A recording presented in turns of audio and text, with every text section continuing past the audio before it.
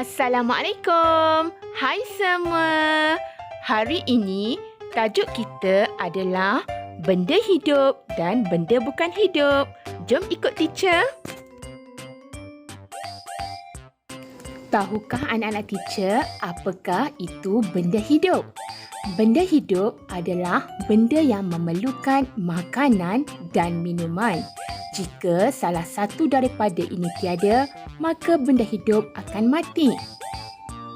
Benda hidup juga bernafas, bergerak serta membiak untuk menambahkan bilangannya. Tumbuhan merupakan benda hidup yang istimewa kerana ia tidak bergerak seperti manusia dan haiwan. Sekarang, jom kita lihat apakah ciri-ciri benda hidup. Pertama, benda hidup bernafas. Manusia, haiwan dan tumbuhan bernafas dengan menggunakan organ pernafasan tersendiri. Kedua, benda hidup memerlukan makanan dan air. Manusia dan haiwan memerlukan makanan dan minuman untuk membesar dan memperoleh tenaga, sementara tumbuhan pula memerlukan air untuk membesar. Yang ketiga, benda hidup boleh bergerak dengan sendiri. Sebagai contoh, ikan boleh berenang, itik berjalan, burung boleh terbang, manakala manusia boleh melakukan pelbagai pergerakan dengan sendiri. Yang keempat, ciri-ciri benda hidup ialah boleh membiak atau boleh menambah jumlah bilangan mereka. Bagaimana? Seperti manusia membiak dengan cara melahirkan anak. Ada di antara haiwan yang juga turut melahirkan anak dan boleh bertelur untuk membiak. Tumbuhan pula boleh membiak melalui biji, keratan batang atau melalui daun. Dan yang kelima, benda hidup boleh membesar. Seperti manusia membesar bermula daripada bayi sehinggalah peringkat orang dewasa. Okey, sekarang cuba anak teacher lihat ada apa ini? Ada rama-rama. Rama-rama juga membesar bermula daripada telur, bertukar menjadi ulat, kemudian menjadi kepompong. Seterusnya, terhasillah seekor rama-rama yang cantik.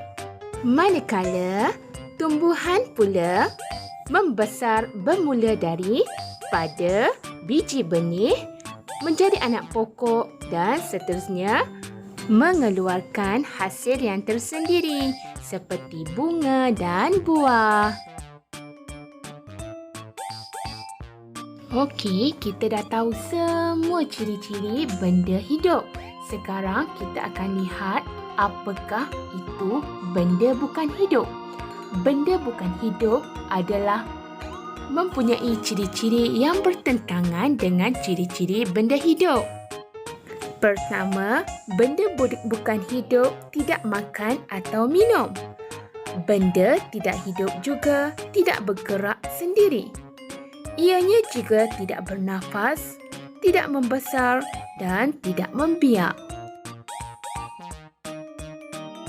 Okey, tibalah masa untuk menguji kefahaman anak-anak teacher. Jom bulatkan apakah benda-benda hidup. Ada gambar batu, kereta, kucing, manusia, bunga dan beg sekolah. Cuba bulatkan mana satukah benda hidup. Ya, betul. Manusia, bunga dan kucing merupakan benda-benda hidup. Sekarang, tiba masa untuk kita bulatkan benda bukan hidup.